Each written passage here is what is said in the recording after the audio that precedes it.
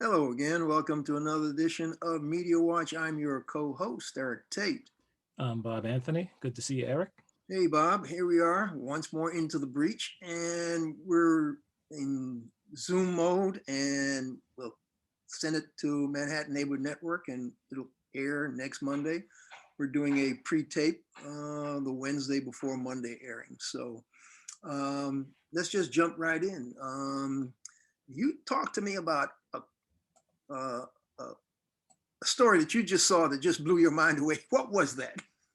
I did, and it's amazing how much has happened since the last time we taped, Eric. I mean, just so much has gone on in these 2 weeks, including the president coming down with the coronavirus and ending up being hospitalized and ended up coming back.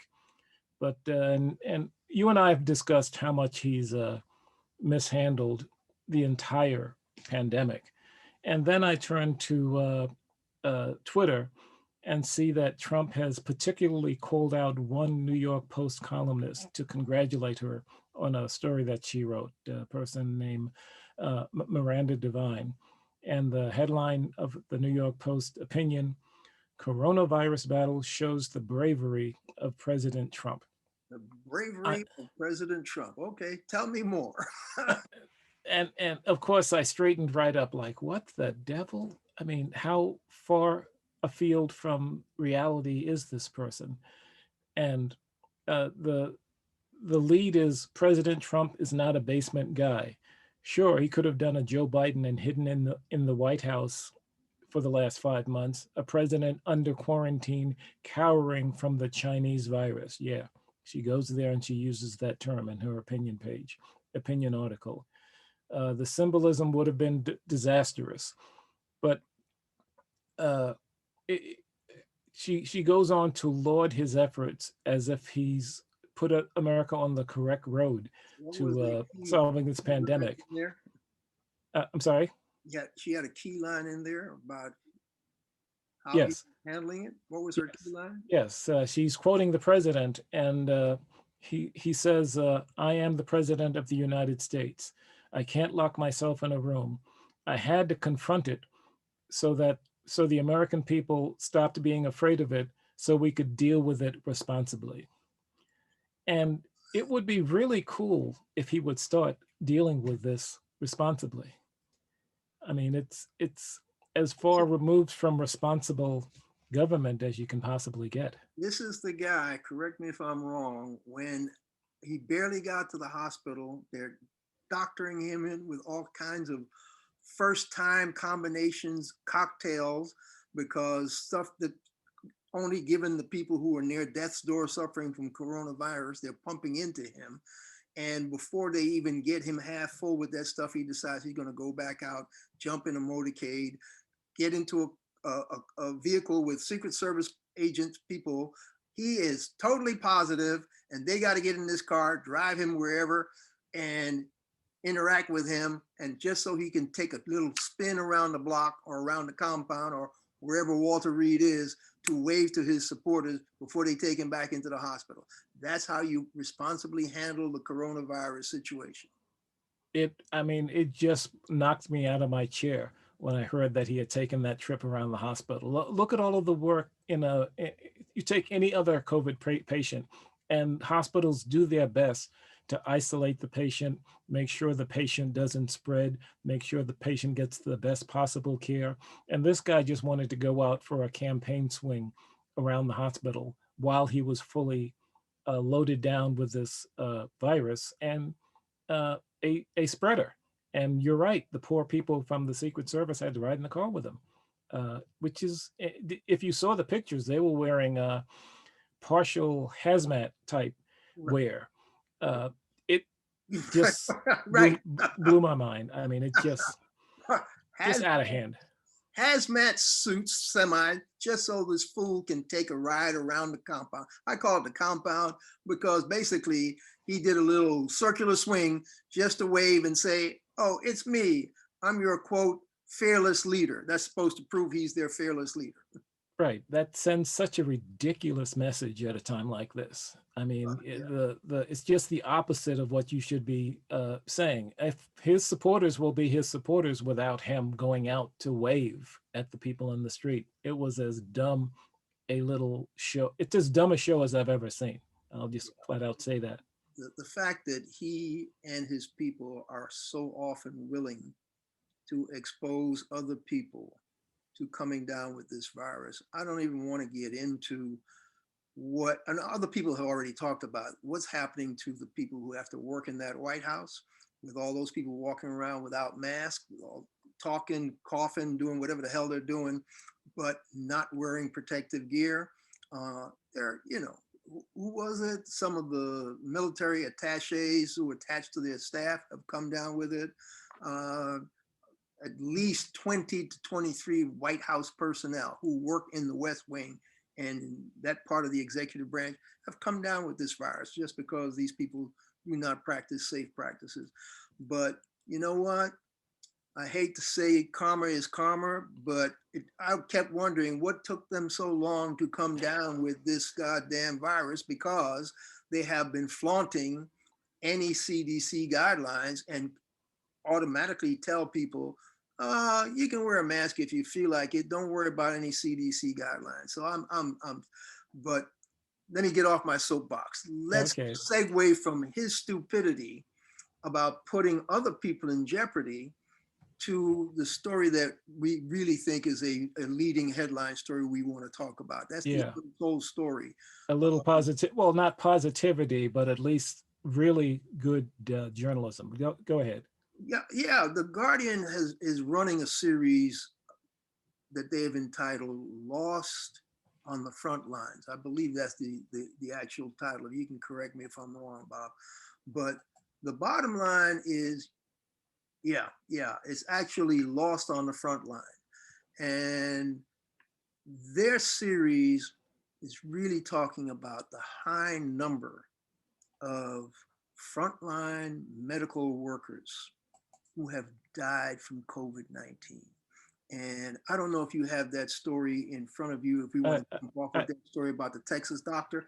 Tell our people a little bit about that lead story that actually triggered our jumping into this series.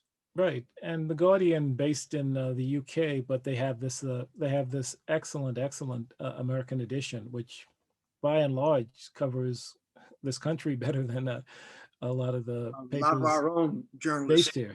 Yeah, I'm astounded and always impressed by their journalism. Texas doctor 28 dies of COVID. Quote, she wore the same mask for weeks, if not months. I mean, imagine that. I might as well say her name. Adeline Fagan tested positive in early July and died in September as U.S. health workers lost to COVID. As U.S. health workers lost to COVID, skew younger and lack protective equipment. And this is a very, very well written story about this young woman who not, only 28, not been in the medical profession that long. And Nearly this, out of medical school, doing right. what she loves to do, OBGYN, helping deliver Yes. babies, because that was her passion. And she comes down with it at age 28. And I mean, it just ravishes her. I mean, it just goes through her so quickly. It was just unbelievable when I read that story. But that key thing you said about at younger age, it's turning out that the healthcare workers, mean age in the general population is in the 70s. These healthcare workers are dying average age of 57. And That's scary. that is, and the bottom line is, because as you alluded to, the Houston, she's in the Houston, Texas hospital care system, and the people she worked for denies any reusing of PPE equipment, but her sister said she had to reuse her mask more than once for days, weeks, months, even, is what she was saying. If my memory serves me correctly, it was only a couple months ago that the Houston, I think one of the largest, the largest hospital in the state in Houston, was overwhelmed just and that's a function of the relatively lax COVID laws in Texas. The And they Texas were, governor is the guy who says, "Oh yeah, we can ignore this," and yeah, he pushed to open the state, and then had to reverse himself. But by the time he reversed himself, their death rate and their hospitalization rates were skyrocketing. right. And And, and and but go ahead. no, and unfortunately, this victims like this are left holding the bag. They're the ones who are dying and getting sick because the right laws, the right enforcement wasn't done, and things as simple as PPE, and that's still protective equipment. That is, how does America not have enough of that? It's still a problem. Personal protective equipment and testing has been the bugaboo of this country since the pandemic. And guess what? Leadership from the top that could solve both those problems about mandating the Defense Authorization Act to get those PPEs out didn't come. Mandating national setup for testing has yet to be enforced. And the guy who's supposedly the general in chief says, "Don't fear this virus, folk. See, look at me. I Right. can beat it. I have beaten it." Well, maybe he has, maybe he hasn't. But while he's talking about don't fear the virus, 211,000 plus people are already dead from the virus he's telling Americans not to fear. But I want to segue back away from him Yes. to the frontline workers, because the Guardian, it just opened my mind. Should I say it blew my mind when they started focusing on how high a death rate there was in the frontline medical workers. Because you know what? Once New York flattened the curve and crushed it, and our healthcare workers seem to have gotten out of the woods, I thought, well, this Guardian series, they not only say healthcare workers, but they zero in even more in a particular way. And they specify that 1/3 of these frontline healthcare workers are immigrants. The American healthcare system has already been propped up by immigrant medical professionals, and the coronavirus has exploded among that population horrendously. So you got a lot of Black and brown doctors, nurses, healthcare professionals who are coming down with this disease and dying of it. Um, That's a function of our communities, the communities of color. I have friends and relatives and doctors who got their training elsewhere in the say the Caribbean or some other country where we they got their degree and they came to this country to practice, and because obviously medical school courses are lower elsewhere, anyplace else but here, and yeah, they're here practicing, doing their jobs in their communities and dying because it's their communities where the COVID is concentrated, and you can't duck it if you're right there in the middle of it. And unfortunately, I'm looking at the Guardian story again. They said 250. Let me go there. There we go. Fagan is one of over 250 medical staff who died in southern and western hotspot states as the virus surged this summer. But going back to what you said about the uh, doctors, nurses, and medical personnel of color, yeah, they've been at the center of it, let me and click they've on been, let me like I click said, on one of these Guardian stories. Their landing page is just phenomenal. I don't know whether you want to figure out a way to screen share and show the landing page, but I'm going to click on one of those stories right now. And the title is "We Risk Our Lives for Our Patients. The U.S. immigrant doctors dying of COVID." And the profiles are amazing. Dr. Reza Chowdhury didn't charge co-pays when his patients were low on cash. He gave them his home phone number, answered their medical questions at all hours, Once when Chowdhury's daughter, Nikita Raman, struck up a conversation with a New York taxi driver, it turned out that he was from Bangladesh and knew her dad. Dr. Reza, he's my doctor. He's the best doctor. That's what the family found over and over again.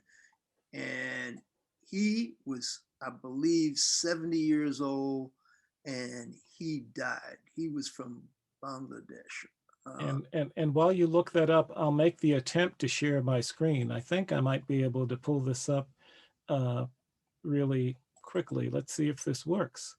Are we seeing it? No one. Let's see. Did you hit screen share? I am. I think we're seeing it. Yeah. Yes. Yeah.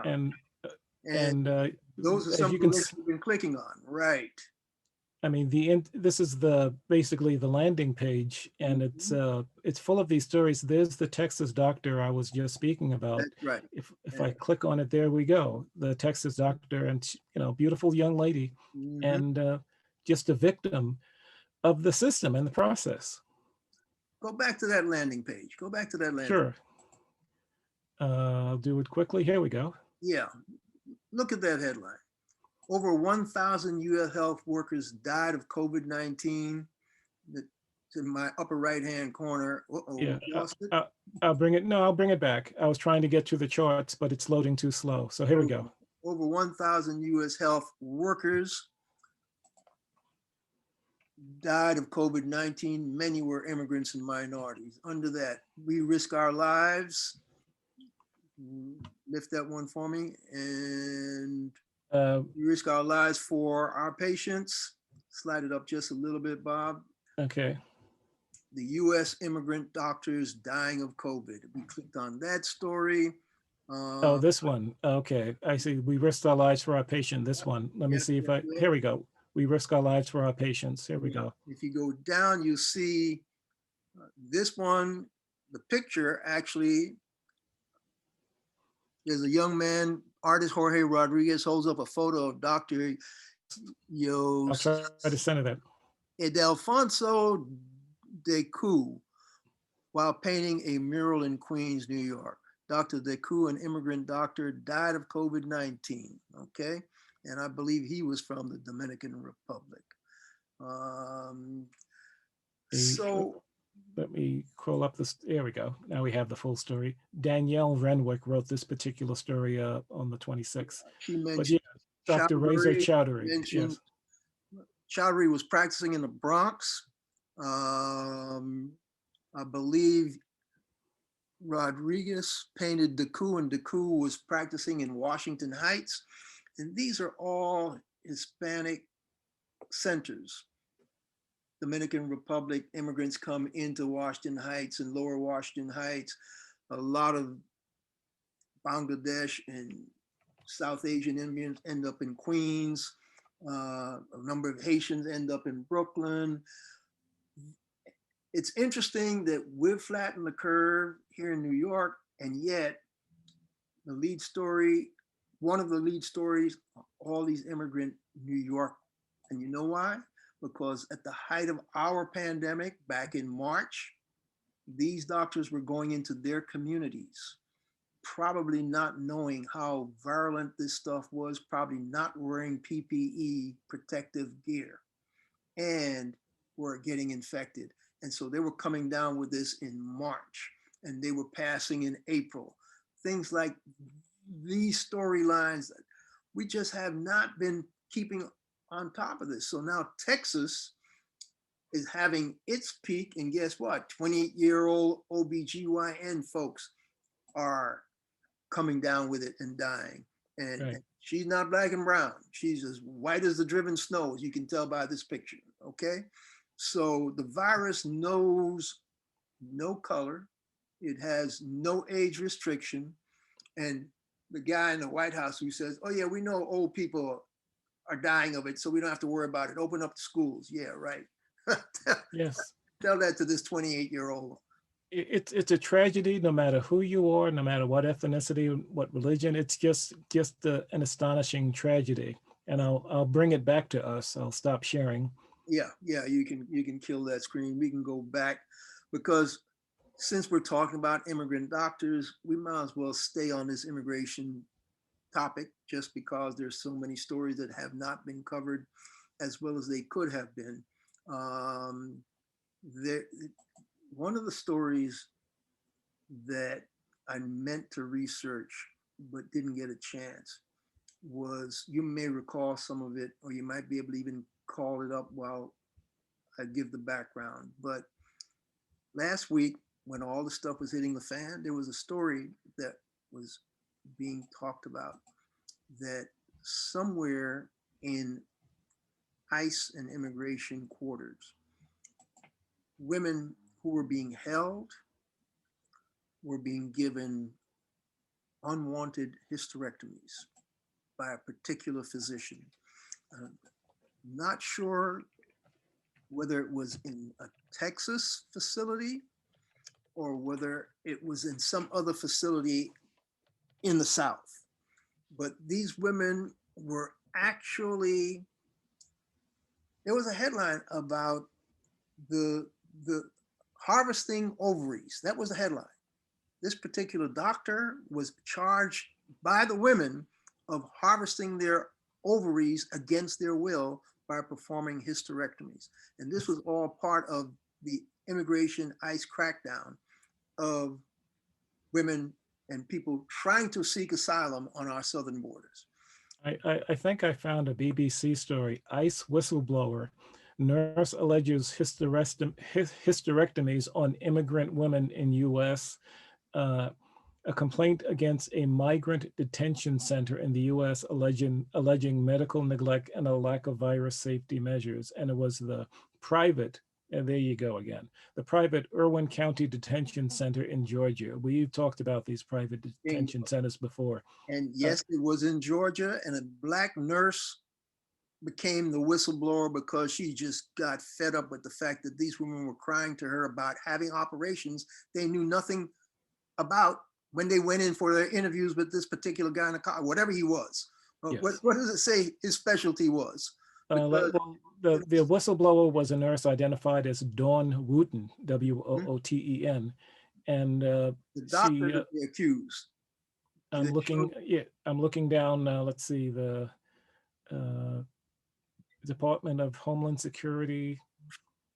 Yeah, I don't see the doctor's name initially. This is an initial report, not the charging story about the charging. If I can find it, I'll bring it up. Don't worry about his name. Don't worry about it. But I'm glad, yeah, you're able to call a BBC story on it. Yes. I believe I saw a number of reporting on television because a lot of female anchors were incensed. I know MSNBC ran with this story quite a bit, and it popped up in a number of other online outlets about the fact that, in fact, I saw it in my Yahoo feed as well.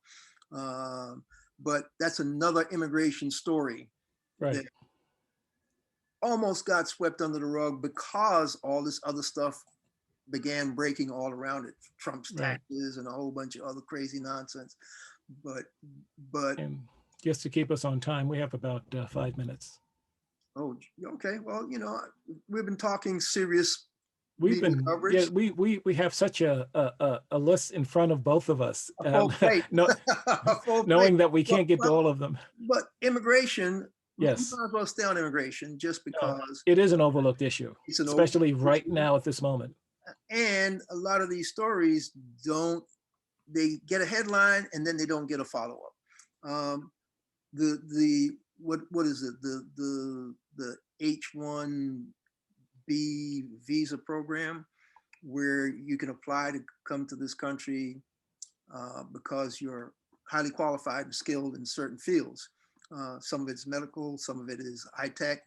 A lot of it's being used by Silicon Valley folks to bring in high tech workers. The Trump administration decided they're going to revise the program because they claim, and they may be right, this may be one time where they may actually be on the correct side of the issue. They claim that a lot of these companies were bringing in foreign workers under the H-1B program and then underpaying them just because they were on visas and they had a club over them. And so they were paying them much lower wages than they'd be paying American-born workers who could do the same job. And because the guys, the people, whether they're male, female, whatever, were highly skilled, they would bring them in and then just lowball them, and American workers wouldn't get paid. Now, I take everything the Trump administration say with a grain of salt, because they usually lie about most issues. This instance, they may be correct, and it might be time to revise the H-1B specialty visa program. So yeah, it'd be nice to have some people give us both sides of that issue, because who knows? They Right. may be doing something that needs to be done properly along the immigration field. But I don't see this administration looking out for the underpaid. That's just not part of what they've been doing. You're right. Maybe it does need some reform, but no, we can't trust who's in there now to what do they it. say on first blush. Let's put it that Yes. way. Yes. Okay. So did we have another immigration issue that we thought we might want to touch on? Not sure. We have about 2 minutes. The hysterectomy stuff in Georgia, the H1N1, the healthcare professionals dying of COVID. Right. Well, the other story that we could touch on and dig into more deeply, of course, it's not immigration, but the big tech assault that may or may not come to fruition, because Congress is now fighting amongst themselves on how they're going to curtail big tech. Tell us a little quick bit on that one, Bob. Well, they came back with a report. Federal government came back with a report, like 450-page report, alleging that Amazon, Google, Facebook, and Amazon, Google, Facebook, and what's the other? And Apple had basically overstepped their bounds in handling, and they basically become like robber barons, like in the old days. They monopolize their playing field. Right, and creating monopolies within their zone, and I get that. And I'm surprised Microsoft isn't in there, but they're a separate case at the moment, apparently. But yeah, it's they're calling the big tech out on not being fair to their competition. And we have about let's see, about 30 seconds left. Well, the bottom line is they thought they had a bipartisan coalition to come up with this report.